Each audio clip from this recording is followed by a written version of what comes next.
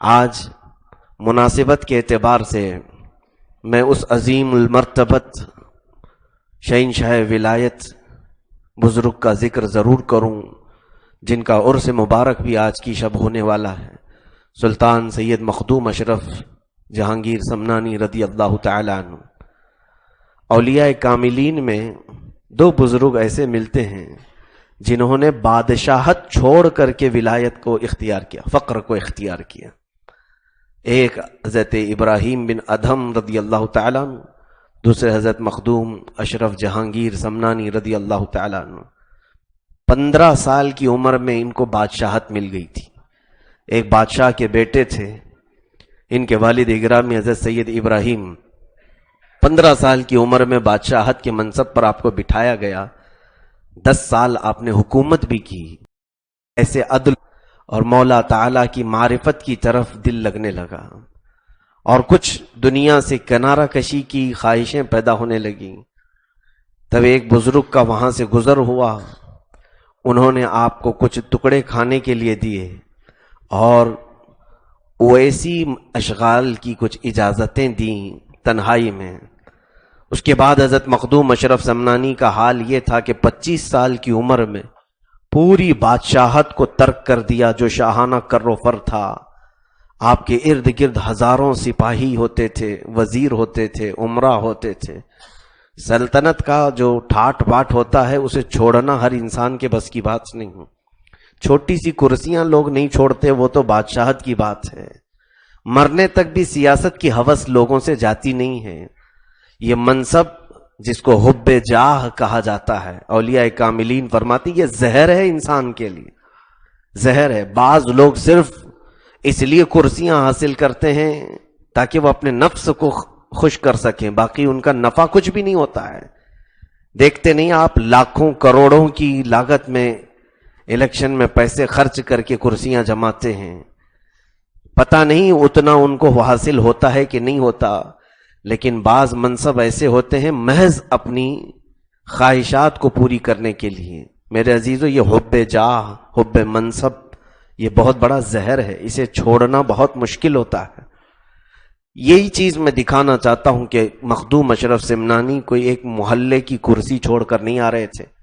ایک بڑی بادشاہت سلطنت سمنان کی آپ نے کرسی کو ترک کیا، اور جب نکلنے لگے تو ان کی ماں نے یہ کہا کہ بیٹا ساتھ میں کچھ وزیروں اور سپاہیوں کو لے جاؤ، لوگ کیا کہیں گے، 10 سال کا بادشاہ ایسے ہی جا رہا ہے۔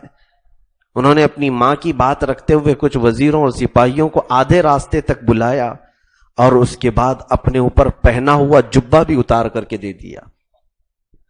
جو سلطنت کا جبہ تھا وہ بھی اتارا، اور محض ایک تہبند اور اپنے جسم کے اوپر ایک تھیلا لٹکائے ہوئے ایران کی سرحدوں سے نکل کر کے آپ لاہور ہوتے ہوئے ہند تک آئے ہیں۔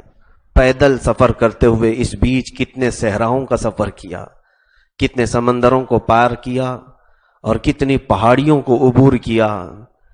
بتایا جاتا ہے کہ جب ہند پہنچے تھے آپ کے پیروں میں اتنی سوجن آ چکی تھی مسلسل پیدل چلنے کی وجہ سے۔ بڑا وقت کا بادشاہ دنیا کو ترک کر کے نکلا ہے، اور جب یہاں پہنچے سلطان علاء الحق الدین پنڈوی رحمت اللہ تعالی علیہ، مالدہ بنگال کی سرزمین پر بڑے شیخ تھے، ان کے دربار میں 12 سال تک مجاہدے کی۔ اس کے بعد انہوں نے جونپور آپ کو بھیجا، جہاں آج کی چوچھا شریف ہے، پہلے یہ جونپور کا حصہ ہوا کرتا تھا۔ یہاں پر آپ نے اپنی خانقاہ بنائی اور کشف و کرامات کے دریا بہائے ہیں۔ اللہ رب العزت نے پھر زبان میں وہ تاثیر عطا فرمائی، وہ تاثیر عطا فرمائی کہ جو کہہ دیں وہ ہو جاتا تھا، جو کہہ دیں وہ ہو جاتا تھا۔ آپ کے زمانے میں ایک چراغ ہند نام سے ایک بڑے بزرگ تھے، اسی ہم عصر آپ کے بزرگ تھے۔ ایک چھوٹی سی بات میں آپ کو بتا دوں کہ حضرت مولانا کبیر الدین رحمت اللہ علیہ ہیں، اس زمانے میں یہ تقریباً جوان تھے، اور ان کو خواب میں ایک بزرگ کی شکل نظر آئی۔ انہوں نے سوچا کہ میں ان سے بیعت کر لوں، مولانا کبیر الدین۔ تو اس زمانے میں اگر کوئی مشہور تھے تو چراغ ہند رحمت اللہ علیہ، ان کے پاس گئے تو دیکھا خواب میں یہ تصویر نہیں نظر آئی تھی، کوئی اور صورت تھی۔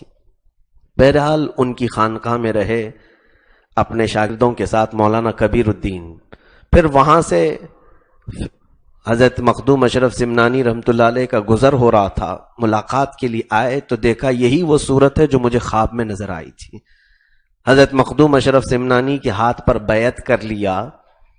سنیے، بیعت کرنے کے بعد حضرت مخدوم اشرف سمنانی رحمۃ اللہ علیہ نے مولانا کبیر الدین کو اپنے ساتھ رکھ لیا۔ ادھر جو بزرگ تھے چراغ ہند، ان کو تھوڑا سا تعصب ہو گیا کہ مجھ سے مرید ہونے آیا تھا اور پھر اس فقیر کے پاس چلا گیا۔ یہ انسانی تقاضے کے اعتبار سے اولیاء کے درمیان اگر کوئی بات ہوئی ہے تو ہم اس کو تقاضۂ بشریت کہہ سکتے ہیں۔ ان کو تھوڑا سا دل میں تعصب آیا اس طور پر کہ یہ ہمارے پاس آیا ہوا شخص ادھر چلا گیا۔ زبان سے یہ نکلا کہ کبیر الدین آیا تھا مجھ سے مرید ہونے کے لیے اور گیا اشرف سمنانی کے پاس، تو دیکھنا کہ وہ جوانی میں ہی مر جائے گا، جوانی میں ہی مر جائے گا۔ یہ بات پہنچی مخدوم اشرف سمنانی رحمۃ اللہ علیہ کو، آپ کو بھی قلق ہوا۔ اپنے مرید کبیر الدین کو دیکھا، انہوں نے بھی سن لیا کہ حضرت چراغ ہند کی زبان سے نکلا ہے کہ جوانی میں مر جائے گا۔ تو حضرت مخدوم اشرف سمنانی رحمۃ اللہ تعالی علیہ نے ان کو مجاہدے اور ریاضات میں بٹھایا اور کہا نہیں، تم رسول اللہ کی آل سے وابستہ ہو۔ مخدوم اشرف سمنانی رضی اللہ تعالیٰ عنہ آل رسول تھے، آل سے وابستہ ہو۔ تمہارے متعلق چراغ ہند نے جو کہا تم کیا کہتے ہو؟ تو کبیر الدین صاحب نے کہا کہ حضور میں کیا کہوں، جو جملہ انہوں نے میرے لیے کہا ہے اس کو پلٹا دیجیے آپ، بس میری اتنی خواہش ہے۔ مخدوم اشرف سمنانی رحمۃ اللہ علیہ نے فرمایا جو تمہارے لیے انہوں نے کہا وہ ان کے لیے ہے، لیکن تو بوڑھا ہو کے مرے گا، تو بوڑھا ہو کر کے مرے گا۔ مولانا کبیر الدین کو کیا کہا؟ تو بوڑھا ہو کر کے مرے گا۔ یہاں پر لطائف اشرفی میں لکھا ہوا ہے کہ یہ مولانا کبیر الدین دو ولیوں کی زبان سے نکلی ہوئی بات میں پھنسا ہے شخص۔ ادھر انہوں نے کہا کہ یہ جوانی میں مر جائے گا، حضرت مخدوم اشرف سمنانی نے کہا کہ نہیں، تو بوڑھا ہو کے مرے گا، بوڑھا ہو کر کے مرے گا، اور ادھر جوان مرے گا۔ دو اولیاء کی زبان سے نکلی ہوئی بات کو اللہ نے کیسے پورا فرمایا۔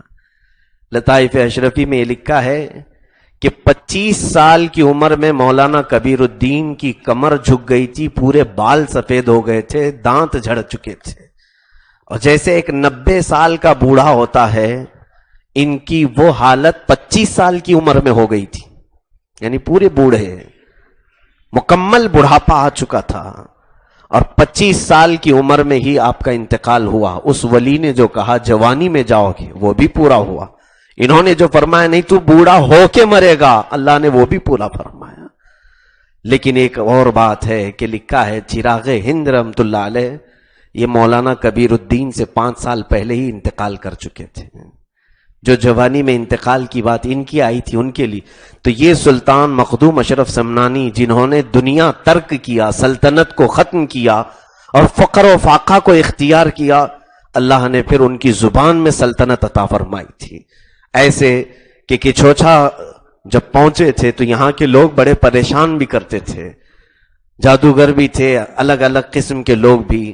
ایک بار وہاں کے لوگوں نے پلان بنا کر کے حضرت مخدوم اشرف سمنانی رضی اللہ تعالیٰ عنہ کو مذاق بنانے کے لیے اس طور پر کہ ایک جنازہ لائے، جنازے میں زندہ آدمی تھا، زندہ آدمی کو رکھ کر کے جنازے میں پوری قوم آئی ایک بستی کی، اور یہ کہا آج مخدوم اشرف سمنانی سے جنازہ پڑھواتے ہیں، اور جیسے ہی وہ تکبیر باندھیں جنازے میں سویا ہوا آدمی اٹھ جائے ہم تالیاں بجائیں گے، یعنی وہ جو سویا ہوا ہے وہ اٹھ کر کے کھڑا ہو جائے گا تو پھر یہ نماز کہاں کی؟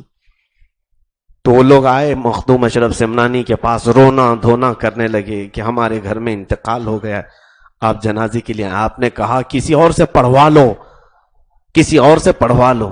ان لوگوں نے اصرار کیا نہیں آپ ہی سے پڑھانا ہے۔ آپ نے کہا چلو۔ لوگ بستی والے وہ جنازہ تیار کر کے لائے، سامنے رکھے ہیں، مذاق کا کفن ہے، اور وہ آدمی اندر سویا ہوا ہنس رہا ہے.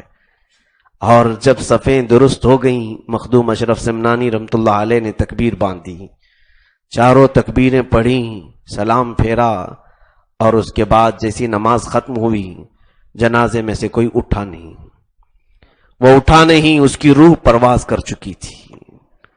مخدوم اشرف سمنانی رحمت اللہ علیہ نے سبوں کے چہروں کی طرف دیکھا اور کہا جو اللہ والوں کا مذاق بناتا ہے اللہ ان کے ساتھ خفیہ تدبیر کرتا ہے. وَمَكَرُوا مَكْرَهُمْ، اللہ نے قرآن میں فرمایا ہے کہ اگر یہ اللہ کے ساتھ دھوکہ کرنا چاہتے ہیں تو اللہ ان کے دھوکے کو ان کے خود کے کاموں میں بدل دیتا ہے. وہ انتقال کر گیا، آپ نے فرمایا اب کچھ نہیں ہوگا، اسے اٹھاؤ لے جاؤ دفن کر دو.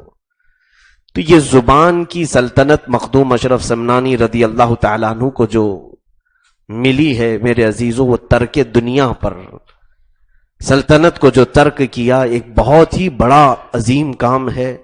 ہم اپنے سے لگی ہوئی چھوٹی چیزوں کو چھوڑ نہیں پاتے، ہماری چند عادتیں ہم سے چھوٹ نہیں پاتی. وہ اولیاء نے پوری دنیا چھوڑ دی ہے، پوری دنیا ترک کر دی ہے.